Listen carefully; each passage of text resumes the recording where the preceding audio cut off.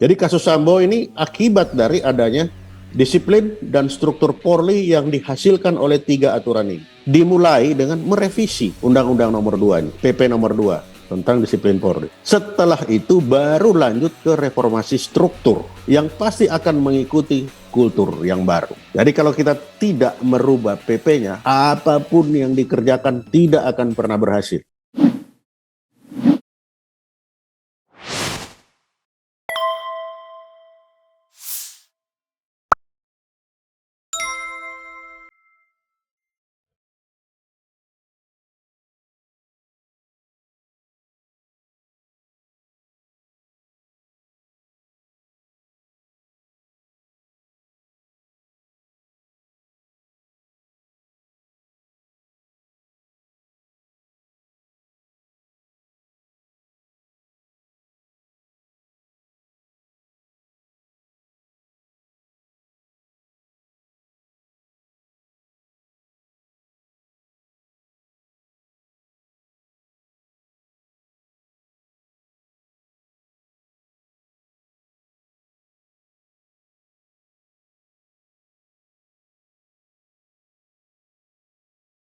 Jadi ya pertama-tama saya sangat sependapat dengan beliau. Yang pertama bahwa polisi itu adalah milik kita. Kita yang menggaji orang-orang yang sedang mengawasi polisi. Sehingga membenahi polisi itu adalah tugas kita. Nah, untuk menjawab tadi saya mau share screen. Biar tidak ada dusta di antara kita dan biar tidak lari kemana-mana. Iya, silakan Ya kan? Pak. Silakan, Ya. silakan.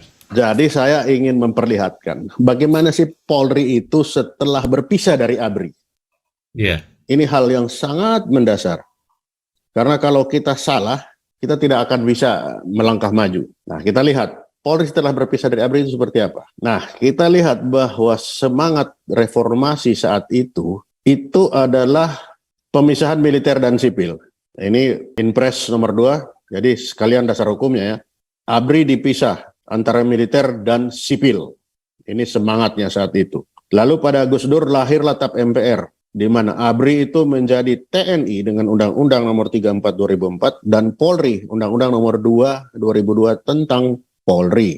Ini semangat reformasi. Nah, dari sini dengan Undang-Undang Nomor 2 yang kita lihat apa? Ternyata Polri itu adalah pegawai negeri. Ingat, Polri adalah pegawai negeri. Ingat di sini pasal 1, anggota kepolisian adalah pegawai negeri pada kepolisian negara. Lanjut.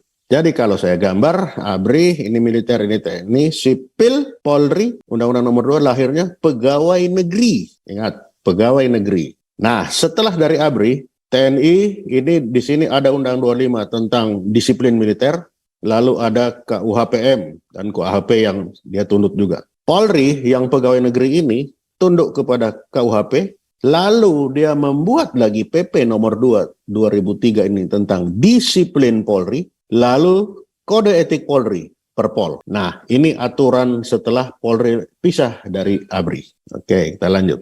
Nah, kita lihat dalam hubungan atasan bawahan Ankum dalam TNI.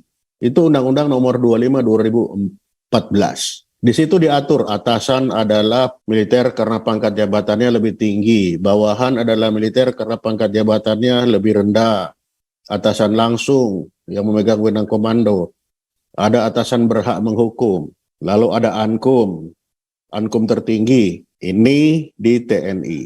Oke. Lalu setiap atasan ini, Undang Nomor 5 Pasal 26, setiap atasan ini berwenang mengambil tindakan disiplin militer. Tindakan disiplin militer itu apa aja? Salah satunya adalah tindakan fisik. Jadi aku bisa nempeleng, tong, karena boleh melaksanakan tindakan fisik. Ini ada di disiplin militer.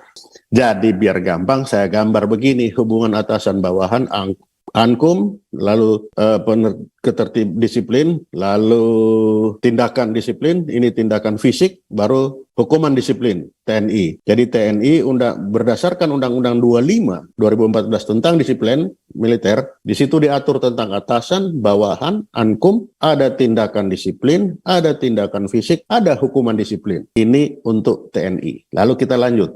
Di Polri, PP nomor 2 2003 tentang disiplin Polri. Ternyata di sini pasal 1 itu diatur juga. Atasan adalah setiap anggota kepolisian Republik Indonesia yang karena pangkat dan jabatannya berkedudukan lebih tinggi. Atasan langsung adalah anggota kepolisian yang karena jabatannya mempunyai wewenang langsung. Di sini ada atasan yang tidak langsung. Nah, di militer nggak ada. Lalu ada bawahan, setiap anggota yang pangkatnya lebih rendah. Lalu ada atasan yang berhak menghukum. Kapolri adalah yang tertinggi, kalau di militer Panglima. Oke, lalu di sini, wewenang tindakan disiplin dan tindakan fisik di Polri, pasal 7 ini. Anggota kepolisian Republik Indonesia yang ternyata melakukan pelanggaran peraturan disiplin anggota kepolisian negara Indonesia dijatuhi sanksi berupa tindakan disiplin dan atau hukuman militer. Pasal 8, tindakan disiplin berupa teguran lisan dan tindakan fisik. Jadi ternyata Polri juga boleh tempeling-tempelingan karena ada tindakan fisik. Nah, pejabat yang berwenang menjatuhkan tindakan disiplin adalah atasan langsung, atasan tidak langsung, anggota provos. Ini di Polri ya, diatur. Jadi kalau digambar seperti ini, Polri, disiplin Polri itu juga sama. Ada atasan, malah ada atasan langsung, tidak langsung. Ada bawahan, ada ankum, ada tindakan disiplin, ada tindakan fisik, ada hukuman disiplin. Nah, ini di Polri. Jadi kalau saya gambar begini, ternyata ini disiplin militer, TNI berdisiplin militer, di sini disiplin Polri, ini disiplin Polri sama dengan disiplin militer. Lalu apa bedanya Polri dengan militer kalau disiplinnya sama? Nah, kita lanjut. Apa akibatnya? Karena dalam Undang-Undang 25, ini disiplin. Disiplin akan menghasilkan kultur, budaya, itu yang disampaikan Pak Sisno tadi, budaya. Dari budaya itu akan menghasilkan struktur. Dengan struktur nanti ada kewenangan. Dari kewenangan ini terjadilah karakter militer. Nah, karakter militer kan ini hubungan atasan bawahan. Nah, sedangkan disiplin Polri ini seharusnya menghasilkan budaya Polri. Dari budaya Polri ini, kultur Polri menghasilkan struktur Polri dan kewenangan. Ternyata ketika ini dia disiplinnya Polri ini adalah disiplin militer, maka hasilnya di bawah ini juga adalah karakter militer. Jadi Polri kita sekarang ini adalah polisi rasa militer. Nah, ini yang saya bilang, karena disiplin ini akan menghasilkan kultur. Lah kalau dari disiplin saja ini sudah disiplin militer, maka kulturnya kultur militer. Inilah Polri kita sekarang. Kita harapkan dia berbeda, ternyata sama. Orang Aceh bilang serupa lah tuh, karena sama. Hanya beda nama. Kita lanjut. Jadi kalau ini saya Polri setelah pisah, ini gambarnya ABRI, ini TNI Polri, KUHP, ini disiplin, ini Polri, ini KUHP, ini kode etik. Nah, disiplinnya ini sama, dia berdua. Tidak ada bedanya, hanya ini diatur oleh PP, peraturan pemerintah, kalau di sini diatur oleh undang-undang. Tapi materinya sama. Nah nih, jadi karena materinya sama, maka karakternya sama, tidak akan berbeda. Nah, kita lanjut. Kondisi saat ini setelah pemisahan ABRI Polri. Ini kewenangan Polri, pasal 12, penyidik dan pembantu penyidik. Lalu Polri ini dapat bertindak menurut penilaiannya sendiri. Sehingga kita lihat kerjanya apa? PP 2 2003 ini menghasilkan kultur budaya Polri. Kultur menjadi struktur organisasi Polri. Lalu dengan kewenangan, ya ini penyidik sebagai pembantu penyidik dan dapat bertingkat menurut penilaian sendiri. Nah, akhirnya dengan sifat militer, ini sudah kewenangan sifat militer yang arogan. Jadilah kasus Sambo, kasus Kanjuruhan, dan kasus Teddy. Jadi kasus Teddy ini kita tidak bisa melepas dari adanya sini. Kita bisa lihat dari mana kasus Teddy. Contohnya, Teddy memerintahkan Kapolresnya untuk menyisihkan. Karena budaya militer, laksanakan itu. Dalam kasus Sambo, kita lihat sendiri di dalam pengadilan bagaimana mereka semua bilang, ini atas perintah atasan. Ya, perintah atasan mereka harus jalankan. Karena disiplinnya seperti itu. Kalau disiplin sipil akan berubah, beda. Nanti kita lihat kan seperti apa disiplin. Kanjuruhan juga sama. Jadi karena ada sifat arogan ini, karena dengan sifat militer yang atasan bawahan, kamu laksanakan saja, tidak usah banyak tanya. Karena di militer itu, perintah itu sifatnya laksanakan saja, 8 hari kemudian baru ajukan keberatan. Ini hasilnya. Nah, seperti apa? Ini Polri tadi kita tahu 3, PP2, dan Perpol. Lalu ancaman Kamtipmas, ancaman fakta dari mana? Saya ambil saja dari hasil analisa dan hasil penelitian PPATK. PPATK ini adalah intelijen keuangan. Dari hasil ini mereka akan mendapat aliran perjudian perdagangan narkoba, dan pencucian uang. Karena tiga ini ya seperti ini, lahir kasus Sambo. Jadi kasus Sambo ini akibat dari adanya disiplin dan struktur Polri yang dihasilkan oleh tiga aturan ini. Oke, inilah. Sehingga apa yang terjadi? Kalau tidak ada perubahan di tiga ini, ancaman Kamtibmas ini akan tetap. PPATK akan tetap bekerja. Ini akan tetap. Kalau ini juga tetap, maka ini akan tetap. Itu logika berpikirnya. Sehingga kalau ini tidak mau jadi, maka harus ada perubahan dari salah satu. Ini tidak akan berubah. Ini salah satu yang kita rubah. Nah, kita lihat. Yang diharapkan. Semua mengharapkan tentunya kasus Sambo ini tidak terjadi. Nah, untuk kasus Sambo ini terjadi, salah satu dari inilah yang harus dirubah. Nih, yang mana yang harus dirubah ini? Karena ini tetap. Nah, ini yang harus dirubah. Supaya apa? Kasus ini tidak terjadi kembali. Oke, kita lihat. Sekarang harapan reformasi sipil adalah Polri yang sipil. Ini tadi disampaikan juga oleh Pak Susno. Polri yang sipil. Mari kita lihat. Lingkup sipil diatur oleh Undang-Undang Nomor 5 2014 tentang ASN, lalu PP 94 2014 tentang disiplin PNS. Seperti apa ini? Mari kita lihat. Sipil ASN PNS, pasal 1. Jadi ini maksudnya pasal 1, ini pasal 1 Undang-Undang Nomor 5 ya, 2014. Aparatur sipil negara yang selanjutnya disingkat ASN adalah profesi pegawai negeri sipil dan pegawai pemerintah dengan perjanjian kerja yang bekerja pada instansi pemerintah. Jadi ASN. Lalu, pegawai aparatur sipil negara disebut pegawai ASN. Adalah pegawai negeri sipil dan pegawai pemerintah dengan perjanjian kerja. Oke. Pegawai negeri sipil yang selanjutnya disingkat PNS adalah warga negara Indonesia yang memenuhi syarat tertentu. Diangkat sebagai ASN oleh pejabat pembina kepegawaian untuk menduduki jabatan pemerintahan. Inilah kalau kita bicara sipil. Sehingga yang terjadi apa? Polri ternyata bukan sipil karena dia bukan PNS. Dari mana kita ketemu?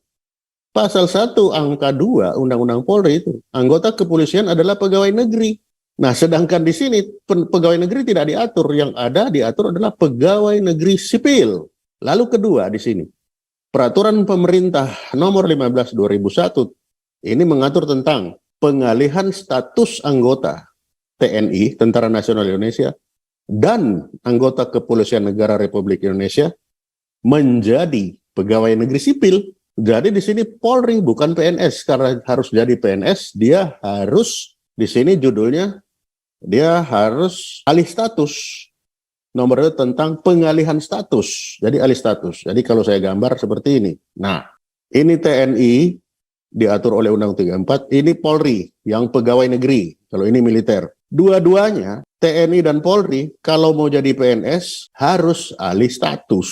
Nah, dari sini kita bisa ketemu, ternyata yang ada kita sekarang, ada TNI yang militer, ada Polri yang pegawai negeri sipil, dan ada PNS. Nah, yang mana yang sipil? Padahal kita mengharapkan Polri ini sipil, tapi ternyata dia hanya pegawai negeri, bukan pegawai negeri sipil. Nah ini sudah kekacauan aturan ini. Jadi Polri ini kebingungan mau kemana dia? Ke militer tidak, sudah pisah, ke sipil juga enggak. Makanya jadilah disiplin Polri mengikuti disiplin militer. Jadi kalau kita menginginkan Polri ini adalah sipil, maka disiplin Polri yang dari disiplin militer harus menjadi disiplin PNS. Supaya Polri ini menjadi sipil.